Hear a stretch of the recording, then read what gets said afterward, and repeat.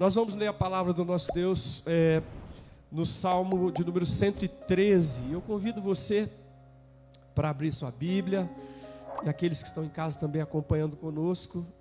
Salmo 113. Salmo de número 113.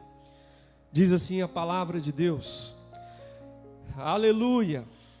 Louvai, servos do Senhor, louvai o nome do Senhor. Bendito seja o nome do Senhor, bendito seja o nome do Senhor, agora e para sempre. Do nascimento do sol até ao ocaso, louvado seja o nome do Senhor. Excelso é o Senhor acima de todas as nações, e a sua glória acima dos céus. Quem há semelhante ao Senhor nosso Deus, cujo trono está nas alturas, que se inclina para ver o que se passa no céu e sobre a terra? Ele ergue do pó o desvalido e do monturo o necessitado, para o assentar ao lado dos príncipes, sim, com os príncipes do seu povo. Faz que a mulher estéril viva em família e seja alegre mãe de filhos. Aleluia. Deus nosso Pai, lida está a tua bendita palavra. Nós te louvamos e te glorificamos por esse privilégio de termos a Sagrada Escritura, de termos a ação do Espírito Santo sobre a nossa mente, nosso coração, e de estarmos reunidos nessa noite em nome de Jesus e para a glória do Senhor. Aqui estamos por causa da tua vontade, do teu propósito, e que seja para a glória do teu nome. Que o Senhor nos fale pela tua palavra de uma forma inconfundível, que o Senhor toque o coração dos teus filhos, aqueles que aqui estão, aqueles que estão em casa, segundo os propósitos do teu coração, Senhor, e para a glória do teu nome, para a bênção na nossa vida. É a nossa oração em nome de Jesus. Amém, amém e amém. Eu costumo dizer para os irmãos lá da igreja de Muzambinho e em alguns lugares que eu vou, que eu e você fomos criados para adorar a Deus.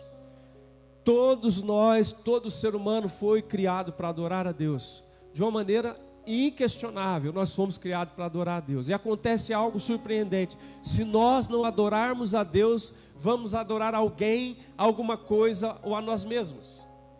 Não tem para onde nenhum de nós possamos fugir desta verdade irretorquível da existência e da palavra de Deus.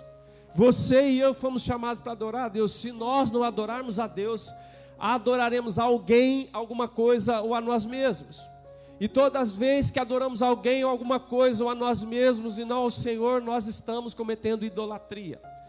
Porque alguém, alguma coisa ou a nós mesmos somos ídolos. E só o Senhor é Deus. Se você não adorar alguém, se você não adorar o Senhor, melhor dizendo, você vai adorar alguém. Pode ser um jogador de futebol, pode ser um político, pode ser um empresário, pode ser um filósofo, pode ser um pastor, pode ser um grupo de louvor, vai ser alguém.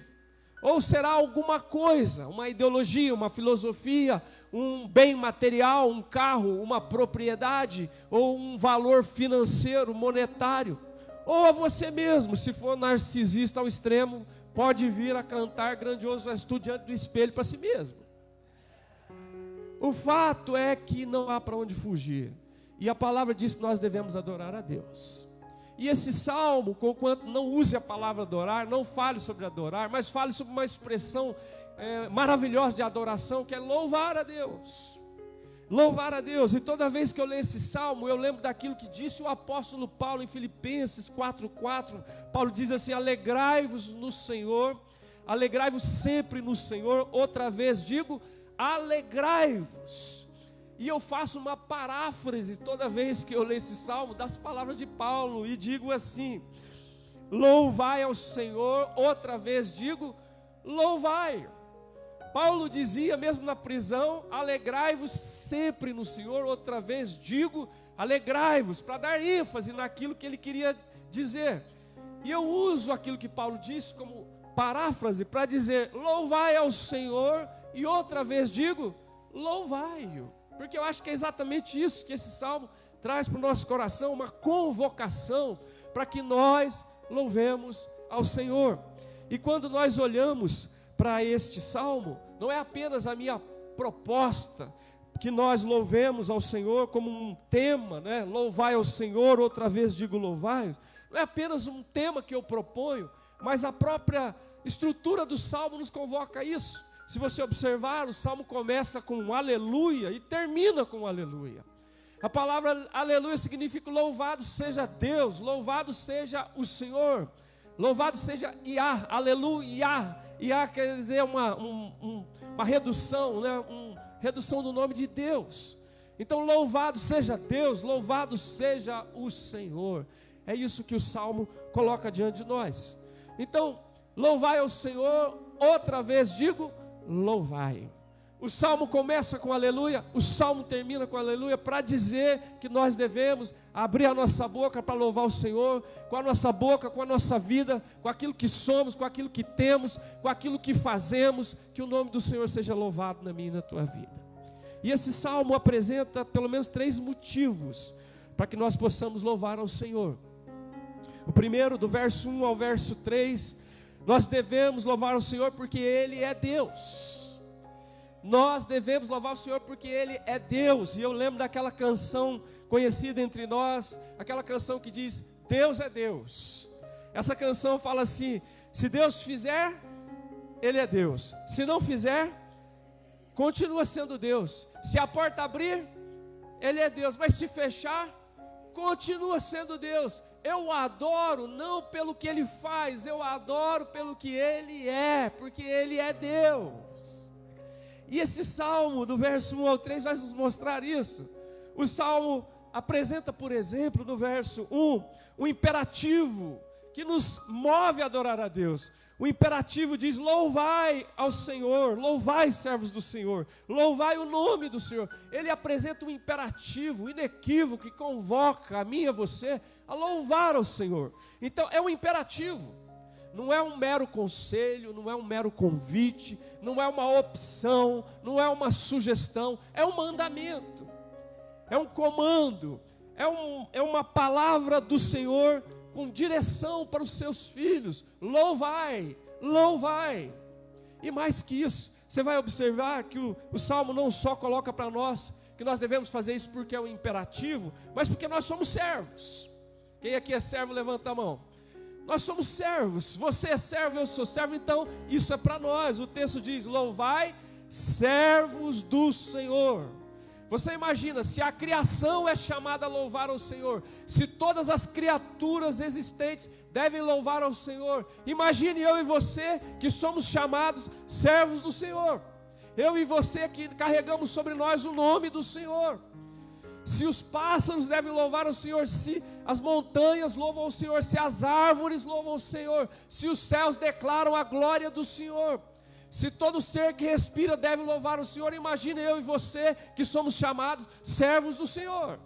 Nós devemos louvar o Senhor, porque é um imperativo, porque nós somos servos e porque é a demanda contínua do Salmo. É a demanda contínua, o Salmo diz, de agora e para sempre. E diz, do nascimento do sol até o ocaso. Outras versões diz, do oriente ao ocidente. Ou seja, é a demanda cotidiana. É um imperativo, é para os servos do Senhor, é uma demanda cotidiana. Como dizia o reverendo Gervásio Orru, ele dizia, segundianamente.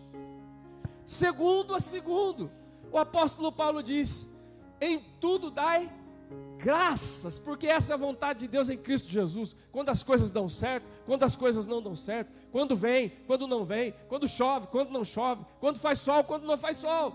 Ou seja, é a demanda do Salmo contínua para nós. Então observa isso, nós devemos louvar a Deus porque é imperativo, porque somos servos, porque é a demanda contínua. Mas o cerne dos 3 versículos não é esse. O cerne do versículo é por causa do nome do Senhor. Por causa do nome do Senhor. Observe comigo. O verso 1 diz, louvai servos do Senhor. Louvai o nome do Senhor. O verso 2, bendito seja o nome do Senhor, agora e para sempre. O verso 3 diz, do nascimento do sol ao ocaso, louvado seja o nome do Senhor. Nós temos que louvar a Deus porque Ele é Deus. Além de ser imperativo, além de ser para os servos, além de ser demanda contínua, é por causa do nome do Senhor. É porque Ele é Deus. Isso é extraordinário. O nome na nossa cultura tem um sentido, e o nome na cultura hebraica tem outro sentido. Por exemplo, as razões por que nós colocamos certos nomes nos nossos filhos, na nossa cultura, é porque é bonito. A gente fala assim, Heitor, mas que nome bonito. Arthur, né? E assim vai, o nome que você escolheu, Tiago, Felipe. Tem um menino na nossa igreja, Getúlio, olha que nome. Você fala e parece que o ar enche de algo especial. Getúlio, né? Rubenita, olha isso, gente. Rubi, já pensa logo em joias, pedras preciosas. Então, por que a gente coloca o nome do nosso filho? Porque a gente acha bonito. Por que a gente coloca o nome do nosso filho? Porque está na moda. Quando surgiu um Enzo, todo mundo Enzo para todo lado. Porque está na moda pôr o nome de Enzo, ou qualquer outro nome. Porque é bonito, porque está na moda, ou porque queremos homenagear alguém. O meu nome é homenagem ao meu avô. Meu pai ficava indignado, porque ele na família dele são 13 irmãos. E nasceram vários netos e ninguém colocou o nome do avô. Ele falou, se o meu primeiro filho for homem, vai chamar João Navarro Neto, em homenagem ao meu pai, senhor João Navarro. Imagina, João Navarro Neto está aqui em homenagem ao meu avô. Então você percebe, por que nós colocamos nome? Porque é bonito, porque está na moda, porque queremos homenagear alguém. Quanta gente recebeu o nome de Roberto Carlos? Quanta gente recebeu? Tem um pastor que chama Platini, da segunda IPI de Alfena, de Machado. Ele vai ver aqui que eu falei, Platini, Michel Platini. Por que será? Por causa de um jogador de futebol. Mas na cultura hebraica não é assim. Não é porque é bonito, não é porque está na moda, não é porque queremos homenagear alguém. O caráter está envolvido. O nome tem a ver com o caráter daquela pessoa. Na sua Bíblia e na minha, o Senhor está escrito todo com letra maiúscula, todas as vezes, para diferenciar de outros nomes que Deus tem na Escritura. O Senhor aqui está todas as vezes com letra maiúscula, para dizer que é Javé, que é aquele que é autoexistente, aquele que é o Criador, aquele que é o Redentor, aquele que não depende de nada e nem de ninguém para existir, aquele que chamou do nada, do ex nihilo, tudo que existe, apenas meramente pela palavra, aquele que é o Senhor dos céus e da terra, aquele que é Deus supremo sobre todas as coisas, Yahvé, o Senhor, aquele que é Deus, aquele que falou com Moisés, o eu sou te enviou, ou eu serei o que serei. Os teólogos ficam discutindo se eu sou o que eu sou, se eu serei o que serei, enfim, eles não conseguem chegar a um acordo. O fato é que Ele é Deus, Ele é o Senhor. Então o salmista está falando, nós devemos louvar a Deus, porque é imperativo? Claro. Porque somos servos? Claro. Porque é uma demanda contínua, desde que a gente abre o olho até quando a gente fecha? Claro. Mas acima de tudo é por causa do nome do Senhor, é porque Ele é Deus. Não importa se Ele fez, se Ele deixou de fazer, se Ele fará, não é pelo que Ele faz, é pelo que Ele é Deus. Ele é o autoexistente, Ele é o Criador, Ele é o Senhor, Ele é o Redentor, Ele é Deus. E por isso nós louvamos a Ele. Você fala, Deus não fez, ainda não veio, ainda não chegou, ainda não aconteceu, não importa. Se chegou, se não chegou, se aconteceu, se não aconteceu, se veio, se não veio. Eu adoro não pelo que Ele faz, eu adoro pelo que Ele é Deus, Ele é o Senhor. Quando Paulo e Silas estavam na prisão, em Filipos, depois de ser arrastado para a praça pública, apanhar de vara, depois de ir para a prisão, depois para o cárcere interior, depois com os pés no tronco, à meia-noite eles reclamavam, Deus, porque o Senhor deixou a gente vir para a praça pública, Deus, porque o Senhor deixou a gente apanhar, porque o Senhor deixou a gente vir para a prisão, e ainda para o cárcere interior com os pés no tronco. Não, eles oravam e cantavam louvores à meia-noite. Por quê? Porque eles louvavam não pelo que Deus faz, era pelo que Deus é. E você, meu irmão, você foi chamado para louvar a Deus pelo que Ele é. Louvado seja o nome do Senhor. Foi assim com Paulo, foi assim com Silas. E Jesus diz, antes que Abraão existisse, eu sou, eu sou. Você sabe, o nosso Deus se encarnou na pessoa bendita de Jesus, aquele que disse de si mesmo, eu sou. O único que pode dizer e disse, eu sou o pão da vida, eu sou a luz do mundo, eu sou a porta das ovelhas, eu sou o bom pastor, eu sou a videira verdadeira, eu sou a ressurreição e a vida. Quem crê em mim, ainda que morra, viverá. Eu sou o caminho, a verdade e a vida. Ninguém vem ao Pai a não ser por mim. Jesus podia dizer isso e disse: eu sou. Nós adoramos a Deus pelo que Ele é, porque Ele é Deus. Às vezes algumas coisas ainda não aconteceram na tua vida. Às vezes não chegou. Às vezes não chegou. Às vezes não aconteceu. Às vezes está demorando. Você adora não pelo que Ele faz, você louva e adora pelo que Ele é, porque Ele é Deus. Amém? Louvado seja o nome do Senhor. Louvai ao Senhor outra vez, digo louvai. Devemos louvar porque Ele é Deus. Devemos louvar porque Ele é bom. E Ele continua sendo bom. E Ele continua sendo Deus. Nós louvamos porque Ele é bom. Ele é Deus e Ele é bom. Em outras palavras, Ele se importa conosco. Ele se importa comigo e com você. O texto do verso 4 ao 6 vai mostrar algumas coisas importantes. Ele é soberano. Ele é incomparável, mas Ele é compassivo. E isso é lindo. Olha só, o verso 4 diz: excelso, ou exaltado é o Senhor, acima de todas as nações. A sua glória acima dos céus. Veja, o verso 5 diz: quem há semelhante ao Senhor nosso Deus, cujo trono está nas alturas? Ou seja, Ele é soberano, Ele é excelso, está exaltado acima das nações, a sua glória está acima dos céus, o seu trono está nas alturas, e Ele é incomparável, não há nada nem ninguém que se compare a Ele. Ele é soberano, Ele é incomparável, transcendente, mas o verso número 6 diz: e se inclina para ver o que acontece nos céus e na terra. Isso é maravilhoso. A primeira coisa, Ele é soberano sobre as nações.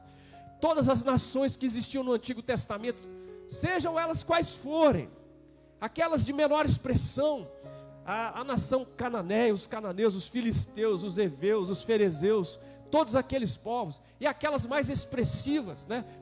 O império egípcio, o império assírio, o império babilônico, o império medo-persa, o império grego, e depois no Novo Testamento o império romano, e os impérios dos nossos dias. Olha, a palavra de Deus diz que o Senhor está acima das nações.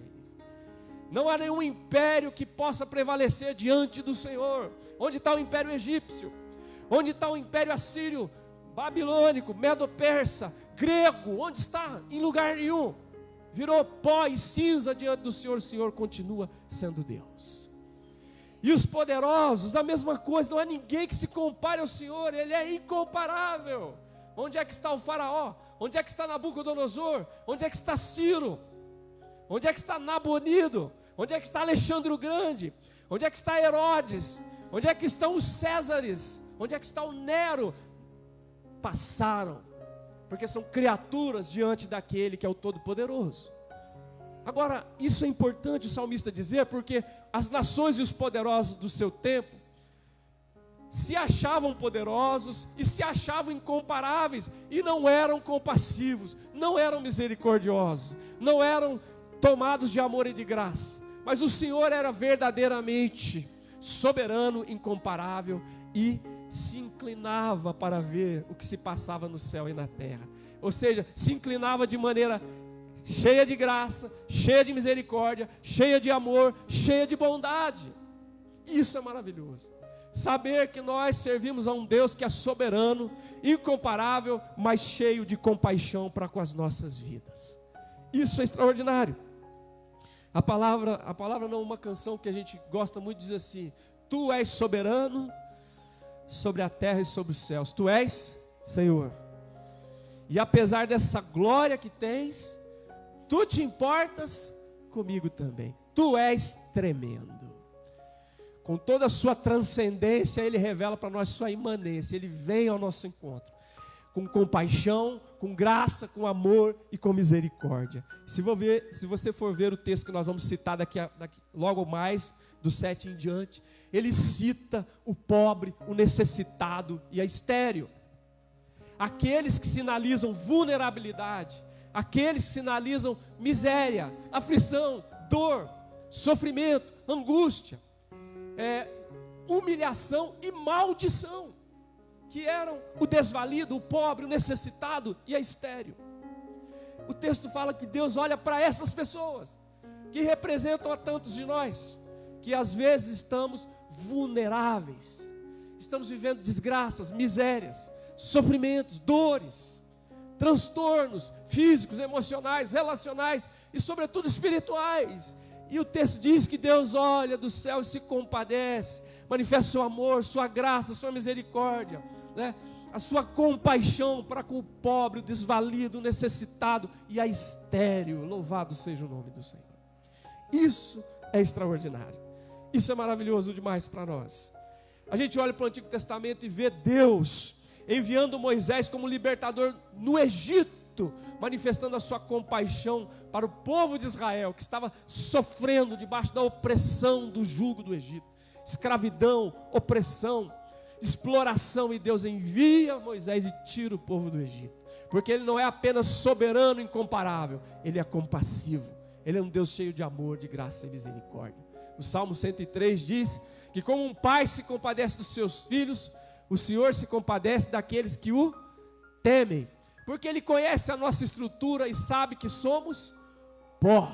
Eu e você somos pó, e Ele sabe e se compadece das nossas vidas. Gente, maravilhoso. E o Novo Testamento vai dizer que Deus enviou, não Moisés, Deus enviou Jesus. Enviou Jesus, o Verbo se fez carne e habitou entre nós, para conduzir a gente das trevas para a sua maravilhosa luz. Aleluia. Esse é o sinal extremo da compaixão, arrancando das trevas para a luz, tocando o nosso coração, transformando a nossa vida. Nós devemos louvar a Deus, nós devemos louvar o Senhor porque Ele é Deus, e nós devemos louvar o Senhor porque Ele é bom. Ele é bom, soberano, incomparável, mas cheio de compaixão. E a maior evidência de que Deus é bom não é porque Ele te dá casa, não é porque Ele te dá trabalho, não é porque Ele te dá saúde, não é porque te deu filhos. Isso tudo é sinal da bondade de Deus. É porque Ele tocou a nossa vida e Ele enviou Jesus para tocar a nossa vida. Maior evidência da bondade de Deus é a manifestação do Verbo que se fez carne, o presente do céu que veio para mudar a nossa história, a nossa vida. Jesus, o presente de Deus. Louvado seja o nome do Senhor. Amém? Então, irmãos, louvai ao Senhor. Outra vez eu te digo, louvai-o. Por quê? Porque Ele é Deus e porque Ele é bom. Então, toda vez que você cantar a música do Baruch, você vai lembrar, Ele continua sendo Deus, Ele continua sendo bom. Aleluia, bendito seja o nome do Senhor. A compaixão do Senhor é insuperável. Você vai ver Jesus consolando a viúva de Naim. Você vai ver Jesus multiplicando pães e peixes. Você vai ver Jesus curando, purificando um leproso, curando enfermos. E Ele faz tudo movido por compaixão. Obrigado, Senhor, pela Tua compaixão que alcança as nossas vidas. O Senhor sabe o que você precisa. O Senhor sabe o que você tem passado. Ele te conhece. Ele é soberano, Ele é incomparável, mas Ele é compassivo. Ele se inclina para ver o que acontece. O pastor não sabe de muitas coisas que você passa. Os irmãos não sabem e nem podem estar com você em alguns momentos. Nem o pastor e nem os irmãos. Mas Deus sabe. Ele sabe e Ele está presente. E a palavra de Deus diz que o Espírito Santo clama por nós com gemidos inexprimíveis. Nós temos um intercessor existencial e temos um intercessor celestial. O Espírito Santo intercede, habitando em nós, e Jesus está à destra do Pai e intercede por nós. Louvado seja o nome do Senhor. Nós louvamos a Deus, nós louvamos ao Senhor porque Ele é Deus e porque Ele é bom. Mas tem uma outra questão que eu acho fundamental mencionar, que além dele ser Deus e dele ser bom, Ele é todo-poderoso. O texto diz, verso 7 em diante, diz: ele ergue do pó o desvalido e do monturo o necessitado. Ou seja, aquele que está no pó, na miséria, na desgraça, e aquele que está no lixo, é a expressão figurada, no lixo, no monturo, ou no entulho também, para sentar ao lado dos príncipes, sim, dos príncipes do seu povo. E outra expressão ele faz da mulher estéril, aquela que vivia a humilhação, aquela que vivia a maldição, né? Que ela vive em família e seja alegre mãe de filhos. Olha para você ver isso. E aqui a gente se depara com o dilema da teodiceia. O que é a teodiceia? A teodiceia propõe o seguinte: se Deus é bom, então Ele não é todo poderoso. E se Ele é todo poderoso, então Ele não é bom. Então isso nasce na mente de filósofos, de teólogos e daqueles que têm um coração tomado pela incredulidade. Ou Deus é bom, se Ele é bom, Ele não é todo poderoso. E se Ele é todo poderoso, Ele não é bom. Por quê? Porque o mundo tem tristeza, tem tragédia, tem pestilência, tem maremoto, terremoto, tem um monte de coisa horrível. Então, ou Ele é bom, mas Ele não é todo poderoso, não pode mudar a situação. Ou Ele é todo poderoso, mas não é bom, por isso não muda. Então essa é uma pegadinha, né, filosófica, humana, rasteira, que a Escritura não dá atenção para ela. Porque conforme diz o mestre Luiz Saião, você está um batista aqui, né? O mestre Luiz Saião fala que na Escritura tem tensões, que não são para ser resolvidas, são apenas para ser aceitas, porque tem a ver com o mistério de Deus. Deus não pode ser abarcado pela nossa mente humana. É você querer explicar para uma formiga como funciona a física quântica. Não dá. Então, a Escritura está cheia de tensões. A soberania de Deus, a responsabilidade humana é tensão. Jesus é plenamente Deus e plenamente homem. Como é que explica isso? É tensão. Deus é trino, Pai, Filho e Espírito Santo, o único Deus em triunidade. Como é que explica isso? É tensão da Escritura, para mostrar para você que Deus é mistério.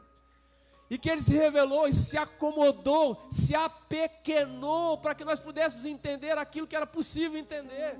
Mas nós não podemos entender completamente Deus, porque se nós o compreendêssemos completamente, Ele deixaria de ser Deus, certo? Seria um ídolo. Não é possível que Deus caiba completamente na minha cabeça. Deus é incognoscível, ou seja, a gente sabe aquilo que é possível saber de Deus, dentro da nossa limitação.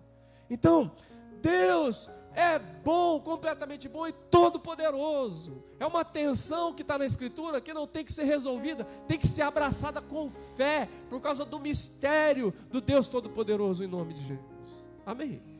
E aí, por exemplo, a grande diferença entre nós e o Criador, nós somos criatura, eu penso sempre nisso. A criatura sempre quer, mas nem sempre pode. O Criador sempre pode, mas nem sempre quer.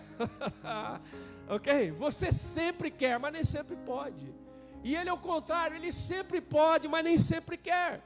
É por isso que o leproso falou para Jesus: se quiseres, podes purificar-me. Eu não tenho dúvida que você pode, mas eu não sei se você quer. E Jesus ensinou na oração do Pai Nosso: seja feita a tua vontade. No Getsêmani Ele diz: Pai, se for possível, passa de mim esse cálice, mas se não for, seja feita a tua vontade. Então, aí a gente aprende uma coisa: o Criador, o Senhor, o Todo-Poderoso, decidiu fazer não tudo o que pode, decidiu fazer tudo o que deve. Ele decidiu fazer não tudo o que pode, decidiu fazer tudo o que deve, segundo sua vontade, segundo seu propósito, segundo seu plano e para a glória do seu nome. Por que Deus não faz certas coisas? Eu não sei, Ele é soberano. Ele tem as suas prerrogativas divinas, eternas, que não cabem a nós. Ele decidiu não fazer tudo o que pode, decidiu fazer tudo o que deve, segundo a sua vontade. Então por isso que eu não tenho crise de saber se Deus é todo poderoso ou se Ele é todo bondoso. Não, Ele é todo bondoso e todo poderoso, e para mim não tem problema nenhum essas questões, porque é Deus que dá a última palavra segundo a sua vontade. Por que Deus cura um e não cura o outro? Por que um fica livre do acidente e o outro morre no acidente? Você acha que isso acontece só hoje? Atos 12 diz que Tiago morreu ao fio da espada e Pedro foi liberto da prisão. Por quê? Eu não sei. Nós vamos perguntar o dia lá em cima, se essa pergunta ainda fizer algum sentido lá. Ele é Deus. Agora observe só: o Senhor, o Todo-Poderoso, conforme nós lemos aqui, Ele reverte impossíveis. Essa é a questão. Ele reverte impossíveis. Ele é o Deus que reverte desgraça em honra. Ele pega, como diz o verso 7, aquele que está no pó, o desvalido, e pega o necessitado, o pobre que está no monturo, e faz ele assentar entre os príncipes, porque ele tem poder de tomar da desgraça, da miséria, da humilhação e colocar num lugar de honra, porque ele é Deus. Louvado seja o nome do Senhor. Ele pegou José do poço, como escravo de Potifar, na cadeia, e colocou ele como governador do Egito. Ele pegou Moisés, lá no Egito, debaixo de um decreto de infanticídio. Moisés haveria de morrer, e Deus o salva por meio das mãos da filha de Faraó, e coloca ele como libertador do Egito. Percebe? No Novo Testamento o Senhor pega Zaqueu, que é rico, mas está na miséria, porque ele não conhece a Deus, e torna ele um exemplo, uma referência para nós, quando a Escritura diz: hoje houve salvação nesta casa.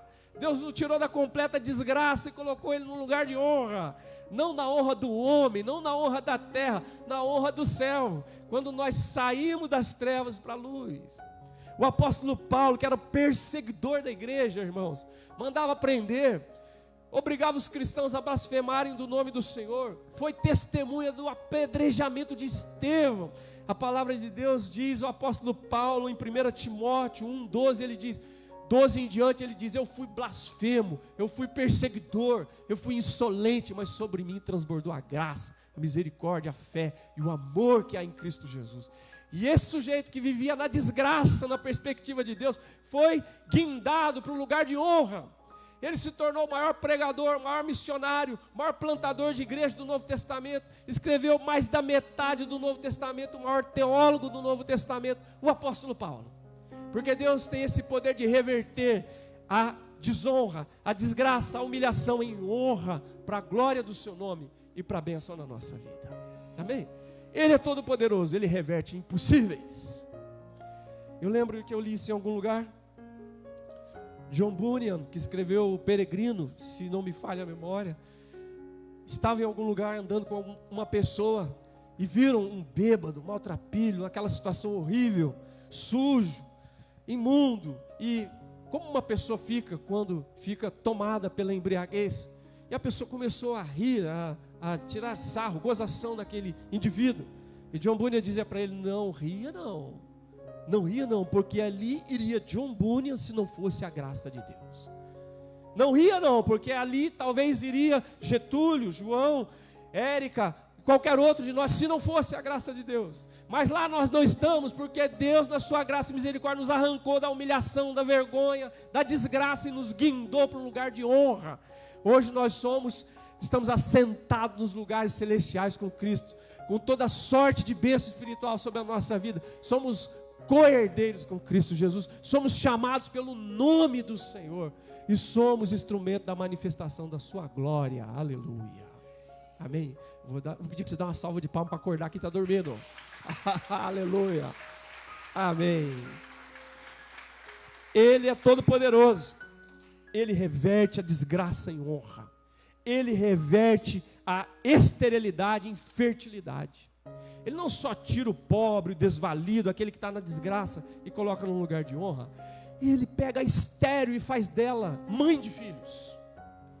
Quando eu estou dizendo isso às vezes acontece no nosso meio, no nosso ambiente, de modo literal, e às vezes não, mas não é isso. Você percebe, por exemplo, Sara era estéril, Rebeca era estéril, Raquel era estéril. As mulheres sobre as quais repousava a promessa de Deus.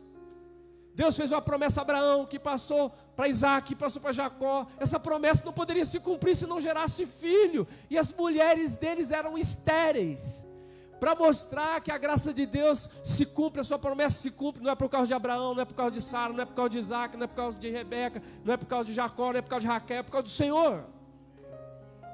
Porque Ele faz com que a infertilidade se torne fertilidade, porque a sua palavra não cai por terra. Ele é Deus. Se dependesse de Abraão, a promessa teria caído por terra, porque eles foram para o Egito e mentiu sobre Sara. Se dependesse de Isaac, aconteceria o mesmo, porque ele fez igualzinho o seu pai, mentiu sobre a sua esposa. Como diz Elis Regina, minha dor é perceber que apesar de termos feito tudo o que fizemos, ainda somos os mesmos e vivemos como os nossos pais. Nós repetimos o comportamento quebrado dos nossos pais. Foi o que Isaac fez. Se dependesse de Jacó, meu Deus do céu, a promessa ia por terra. Por que a promessa não cai por terra? Porque Deus é fiel para cumprir a sua palavra. O Paulo diz, ainda que nós sejamos infiéis, Deus permanece fiel, porque não pode negar a si mesmo. E as mulheres não podiam gerar filhos, e Deus tocou no ventre de Sara, no ventre de Rebeca, no ventre de Raquel. A palavra de Deus diz que elas geraram filho por causa da intervenção do Senhor. A mãe de Sansão era estéril. Ana, a mãe de Samuel, era estéril, e vieram a gerar filho por causa da graça de Deus. Está entendendo? E no Novo Testamento, a Isabel, a mãe de João Batista, estéril. Tudo isso é para mostrar, não é que todas as estéreis aqui vão gerar filho, algumas vão gerar, outras não vão gerar, algumas vão adotar, essa não é a questão é mostrar que a palavra de Deus não cai por terra, que aquelas que eram estéreis vieram a dar à luz para que a palavra de Deus se cumprisse. E você percebe uma coisa, por exemplo, Ana pediu para si um filho, Deus levantou para si um profeta, um juiz, um sacerdote. Isabel e Zacarias pediram para si um filho, Deus levantou para si o precursor do Senhor Jesus. Aquele que entre os nascidos de mulher, ninguém foi maior do que João Batista. Às vezes você está pedindo um filho, Deus vai levantar um advogado, um médico, um pastor, um missionário, um cristão cheio do Espírito Santo, que é o que mais precisa. Aleluia, louvado seja o nome do Senhor. Nós louvamos a Deus, por quê? Porque Ele é Deus, gente. Não pelo que Ele faz, pelo que Ele é. Nós louvamos a Deus porque Ele é bom. Sendo quem Ele é, se importa conosco. E se você é honesto e conhece você mesmo, você sabe que nós não somos coisa boa, né? Eu falo aqui, ó, não sei se eu não lembro onde eu li isso, diz assim, ó, não se iluda comigo não, hein? Porque eu sou um pecador. Porque eu não me iludo com vocês também não, vocês são pecadores também. Tudo farinha do mesmo saco. Sujos falando de mal lavado. Se não for a graça de Deus, ai de nós. Porque Deus é bom. Porque Deus é bom. E louvamos a Deus porque Ele é todo poderoso. Ele é capaz de reverter a desgraça em honra. Ele é capaz de reverter a infertilidade em fertilidade para a glória do seu nome. Quem dá a última palavra sobre nós não é o médico, não é a circunstância, não são as pessoas, não é Satanás, nem nós mesmos, é o Senhor. Nós louvamos a Deus pelos médicos, nós louvamos a Deus por tudo, mas quem dá a última palavra é o Senhor. E a gente sabe disso. E a maior evidência disso talvez seja o que Ele fez. Ele reverteu o impossível dos impossíveis. Ele transformou o meu e o teu coração. Um coração alienado de Deus, um coração que não queria nem saber de Deus, da palavra, das coisas eternas. Hoje tem fome e sede do que é eterno, porque Ele fez o impossível dos impossíveis. Ele nos tocou e transformou de dentro para fora no poder do Espírito Santo. E de lambuja Ele dá outras coisas. Aqui está cheio de indivíduos do Salmo 30. O Salmo 30 fala dos indivíduos que estavam com um pé na cova e outro no sabão. E Deus arrancou de lá. A dona Rubenita é um indivíduo do Salmo 30, e vocês sabem. A minha inesquecível é um indivíduo do Salmo 30. Onde estão os indivíduos do Salmo 30 aqui, que estavam com um pé na cova e outro no sabão, e Deus tirou? Levanta sua mão aí para eu ver. Aí, lê o Salmo 30 hoje à noite antes de dormir para você ver. O salmista fala, eu estava na cova e o Senhor me tirou de lá. Eu estava na cova e o Senhor me arrancou daquele lugar. Louvado seja o nome do Senhor, porque o Senhor reverte impossíveis. Bendito seja o nome do Senhor. Eu vou terminar, senão você nunca mais me chama. Louvai ao Senhor. Outra vez digo, louvai. Por quê? Louvamos ao Senhor porque Ele é Deus. Louvamos ao Senhor porque Ele é bom. Louvamos ao Senhor porque Ele é todo-poderoso. Por isso que o saltério termina dizendo, todo ser que respira, louve ao Senhor. Vamos ficar de pé para a gente orar?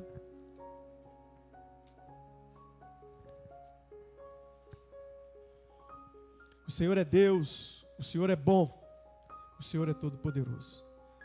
A melhor forma de você louvar a Deus, além da sua canção, além das palavras de louvor que você possa expressar, é você render a sua vida ao Senhor. É você render a sua vida ao Senhor.